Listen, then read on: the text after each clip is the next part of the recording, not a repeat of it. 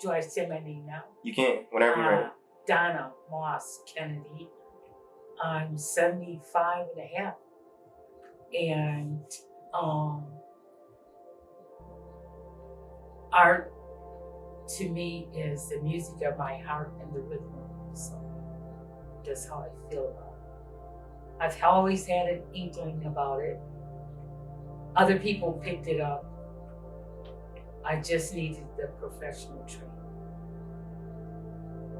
And have stopped and started until I just decided from age 62 that I'm gonna die doing this stuff. Tell me about your final year in high school, where you went, what year it was, where you were gonna go to college. Because I mean, that's obviously where this started at. Right, so from a young age, I had the ability to draw. Figured that out, great, all of that. At 11th grade, we moved here and I graduated from Bloomfield Hills High School. And I was in the art classes there. My senior year, they had a Traub scholarship and you could go to Europe for the summer and study. I was very much in the minority in the school population, 5 Blacks, 3 of us in the same family. And that was my senior year, my brother, my sister, and myself. But I was always, because of our background, it did not matter. I was going an adventurous person and I had the friends of all colors. And so I went out for the scholarship. They told me that I didn't get it, but Karen Clark was my good friend and she got to go. I left there, I applied, and right away got into Michigan State. Academically, I did well. So I took the entrance exam because I had switched school systems. My other school system in Pontiac was way behind. And they looked at all the stats. I was in a special class. They said, oh, you're gonna get in college. You're just gonna take the exam. You're too late for the ACTs here. I went to Michigan State. The first year in my acrylic class, I did a painting and it ended up on display in the art building on the 2nd floor. I was going like, okay. As I got ready to go to college, I had a friend that was a musician. We had dated 11th and 12th grade. And the Vietnam War was coming and everything. And so he suggested we get married in Toledo so his status would change and he wouldn't have to go to war.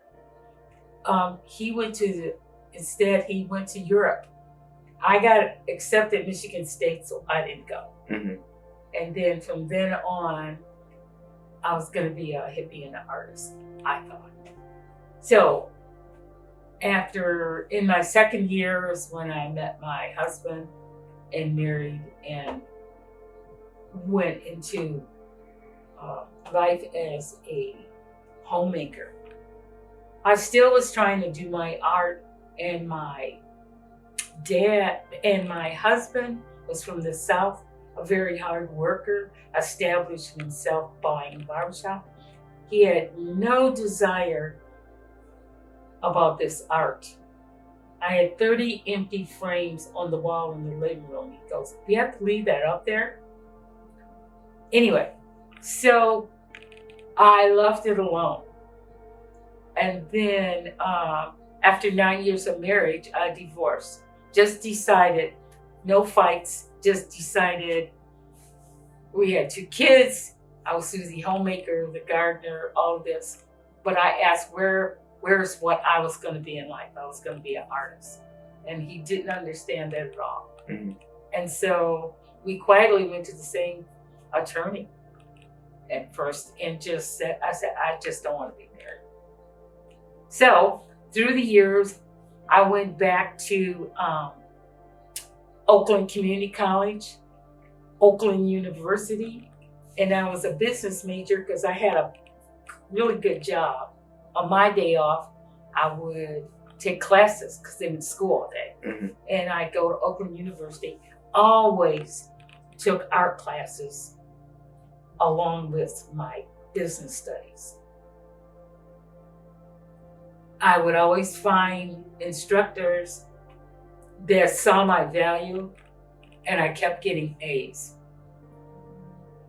So the man is older than I am now. By the time I went back in the late 70s to Oakland University, there was a sculptor, and his name was Ray Katz. He's still alive. And he gave me A's. It was life drawing classes and stuff, but he just tell me to do it and I would do it. So I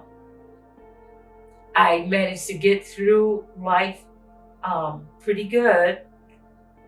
Always had that ability from a child. My mother could see it. Second grade, Mrs. Bryce wrote in the comment section on my report card, "I think we have a little artist." And I still have that report card. So it was just a matter of doing what you have the talent for. I feel like I have many talents, but this one takes the start. I think so now, based on what people think. So, my mom was sick in her elder years. We took care of her. And someone says to me after she passed away, right after it, because I had gone back, taking classes, gone back. And now I had retired from my job. I had a little part-time job. And someone says, "What are you going to do now?" And I said, "I'm going to be a hippie and artist." But I was 60, maybe 62, and went and signed up 7 to 10 at night to take life drawing classes. And my instructor was Anatoly Shapiro, born in Russia, taught at CCS. And at the end of the first semester, he says, "Here we don't give grades." I said, "Well, okay." He says, and I didn't give A's in my class at CCS, but I will give you the B+. Mm-hmm. And I said, "Well, I'm here for the enjoyment. That's good to know." Okay. I think I studied with him 12 years. And many other people just kept taking classes. Maybe sometimes 3 classes at a time. And 2007 or 8, the people around here in Michigan, around the world, are going to know Charles McGee, who passed away at 96 years old. I was in another class that I felt it was too immature. So I walked out of that class for the day and walked over and looked in his class and said, "I'm trying to see if I would fit in here. I'm just trying to explore." And he waited a few minutes and looked at me and said, "You should be thorough in your explorations." I studied with him until he had a stroke in between the morning and afternoon class. Eminent artist, Kresge Foundation, $50,000 winner. And he was a tough cookie. I stayed with him the entire year. And at the end, when he was telling us goodbye because he would not be able to teach again, he said, "You got 5 or 6 really great things out of my class this year, didn't you?" And another student ran over and said to me, please don't say anything smart aleck to him because you just got an awful big out of him. I followed him. I don't care where he was exhibiting and what he was doing. I would show up. Charles, do you remember me? He says, yes. Charles, how are you? There was another student that offered to take me to his home in Rosedale Park. So I had very good instructors that I've been with at the Birmingham Bloomfield Art Center. People knew that I had a talent and sent me to Detroit because I lived in the suburbs and said, come on, I need to show you people. I went to the National Conference of Artists and have been with them ever since. I joined the Birmingham Society of Women Painters, where 3 years later, they voted me unopposed as the president for 2 years. And we have shown just all over Michigan and out of state. I've just been fulfilled,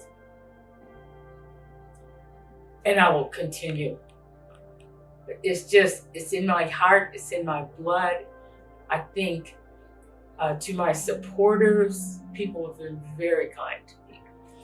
Can you tell me how you felt when you sold your first painting?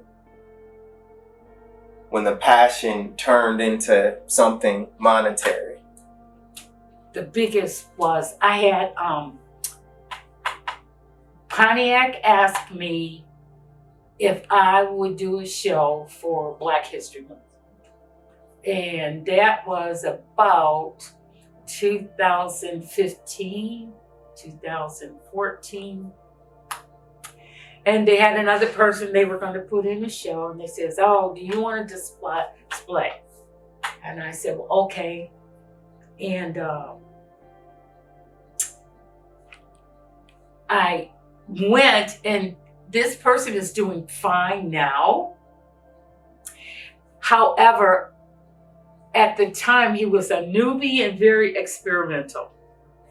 And so they said, well, what we're going to do is all around this room, we're going to kind of like alternate his pieces in between yours. I want to say, what? However, we had a great reception that was funded by them. And it was really cool. Maybe the counties at the buffet, I was going like, get out of here. It was very nice.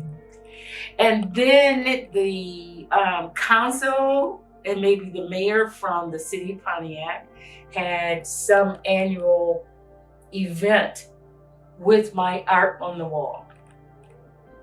And they asked, say, please come. They should see the artist. This was after our opening night. So I came, and then some man comes up to me right when I get in, but I knew people, so I go, hey girl, you know, stuff like this. And he says, I need to talk to you. And this person, I says, oh, well, where's your table at? I'm greeting my friends. I'll be over there. And maybe in 15 minutes, I walked and said, how can I help you? And this man says to me, I need to buy this painting, and this painting. I was going like, no, this could not be happening. And I says, well, a couple of them are my new paintings, and I'm not ready to sell them. It says not for sale. I know I would like to buy it anyway. I was going like, get out of here. So I sold them 2. And my heart just pained after I released this art. It's like, and I said it to my daughter. I called her up in Texas and says, Kim, I'm not feeling so well. Mom, what is wrong with you now? And I said, I sold the paintings and they picked them up. Oh, get over it, Mom. That's money in your pocket. Anyway, the painting that I wouldn't sell, fast forward 2 years. And I put that composition on the wall and was very happy. And I ran into the person's mom who says, my son, I asked him what he wants for Christmas. And he said, you go back to Donna Kennedy and you tell her I need that other painting. And she says, so I need you to sell me that painting. And I says, well, we're 6 months before Christmas and I'll let you know. They're just such a part of me because sometimes I go to bed and I would get up and I would look and the painting was still when I'm working on a piece and it's there and I was going like, well, you did it. It's still in the house with you, you know. So fast forward to a couple weeks before Christmas and I sold it. I said, you know what? I'm really not interested in selling, so I'm going to give you my price. And then if I'm not going to be hurt if you don't want to buy this. And she says, okay. And I gave her the price and she wrote the check. I was going like that. It just didn't happen. So I call my framery and says, give them a good price on the frame. Okay. And her son was very happy. And she says, I can tell you where your paintings are hanging on the wall in his home. I was going like, wow, so honored. So honored. What a story. After that, I was going like, who buys 3 paintings from you? Okay, that's a collector. Okay? That's your collector, and you need to always honor. That's amazing. Yeah. It was way cool. That was, you know, when I go to church, I'm there for my religious inspiration and my connection with God. And I sat over there quietly, but my daughter is going to say something on her Facebook or show something. And the pastor says, Sister Kennedy, stand up. I was like, well, what's this about? He says, well, what you all don't know, she's an artist.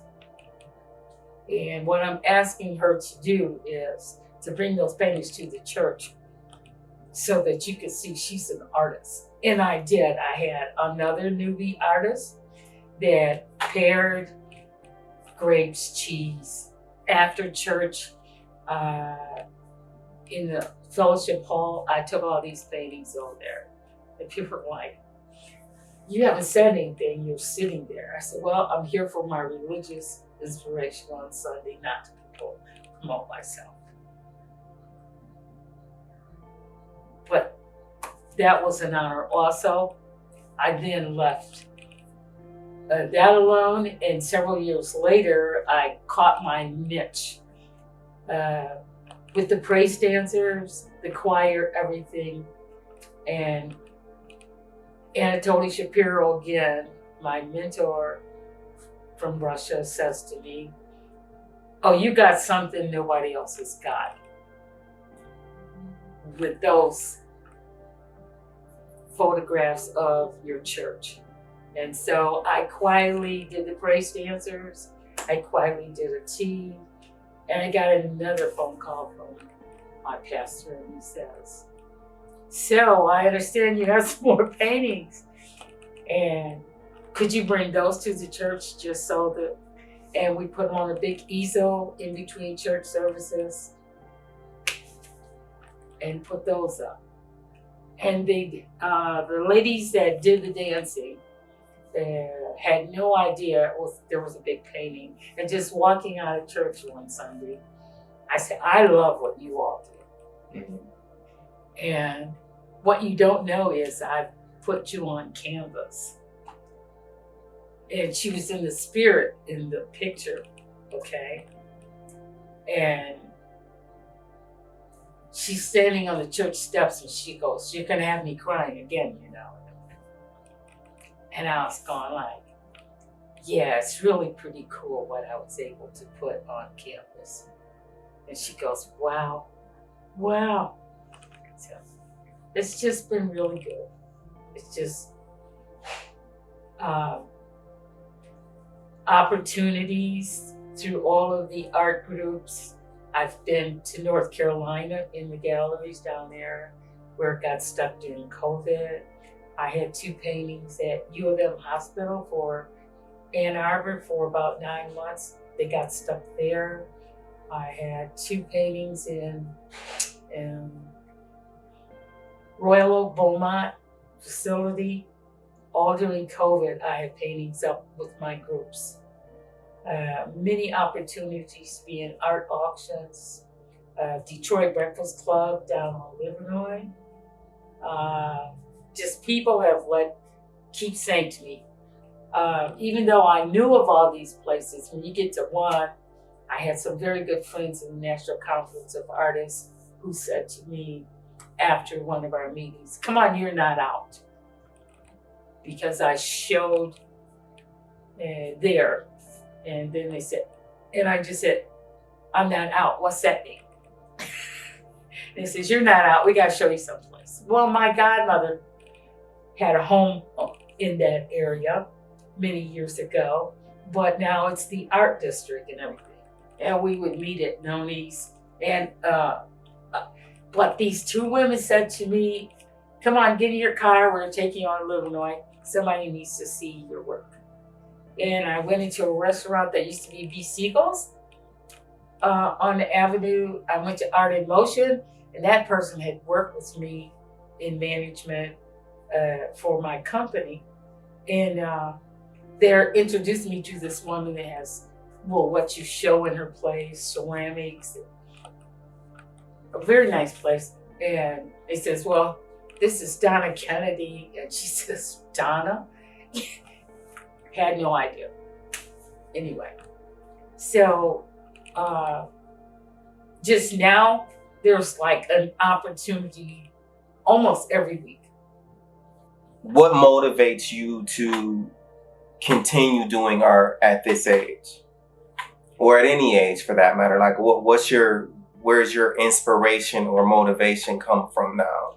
When I see other works, when I go to shows, when I study the giants in the industry and everything, the masters, then sometimes I just sit in my home and look at my work, or look at somebody else's work and evaluate it. And then I just say, I can do that. I can do that, and then I just do it. I mean, then, yeah. And I was going like, they put their life into, the masters did. That's what they did. They lived what they believed in. And so I think probably I should have had more training younger, and I should have had more backing.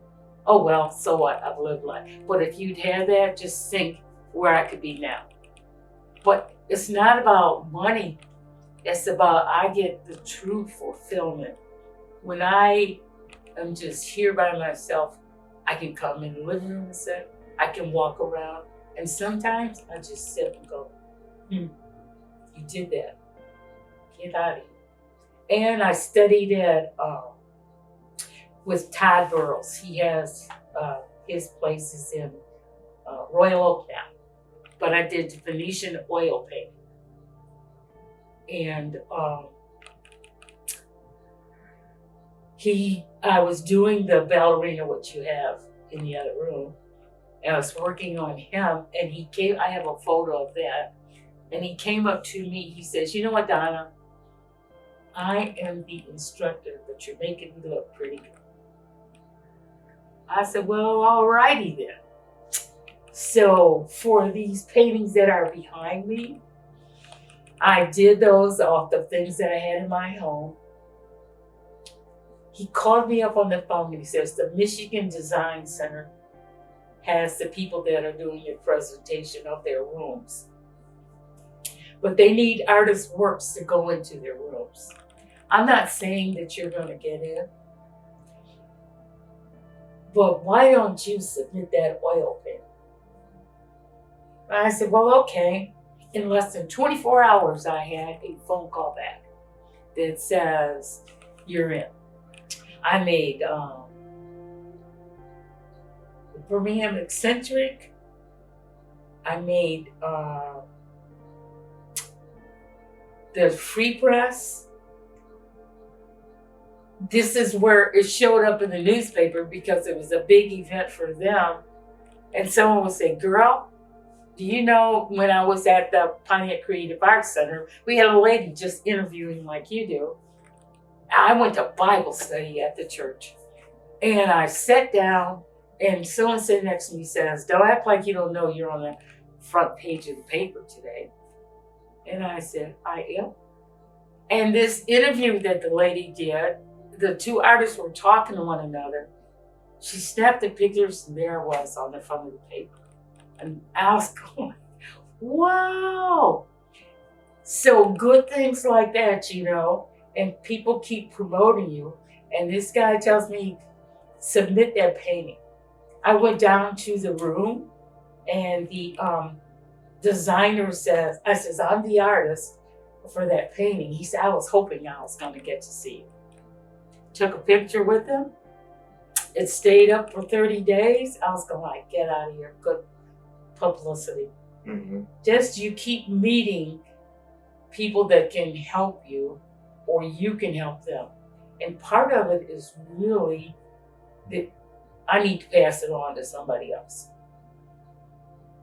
I need to be more of an instrument so somebody's not 62 when they get back to there. You know what I'm saying? You gotta live it.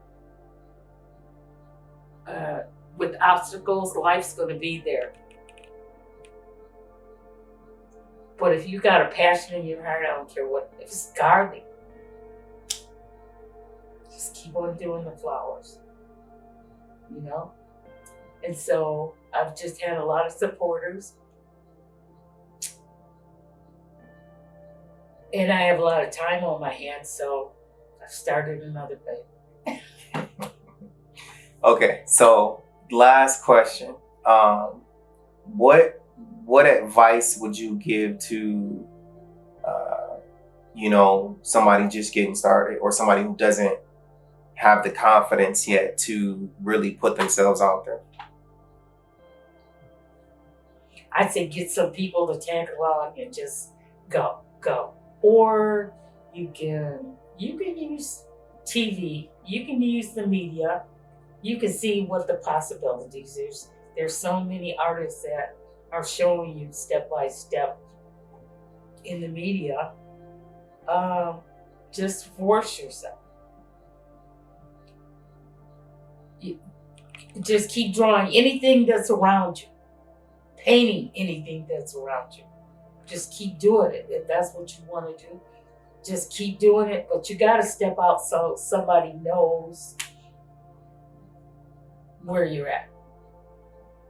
And there's so many opportunities out there now that someone took me, like I said, to Detroit and said to me, you're not out.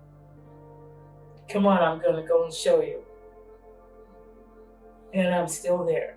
And when other people, because I lived in the suburbs, and someone else said, girl, you better stay out of Detroit. And I says, really? I said, are you kidding me there? I'm there all the time. What are you talking about? But that's what was said to me. You're in Detroit again? I said, yes. Right now, there's so many shows open all over, not just Detroit.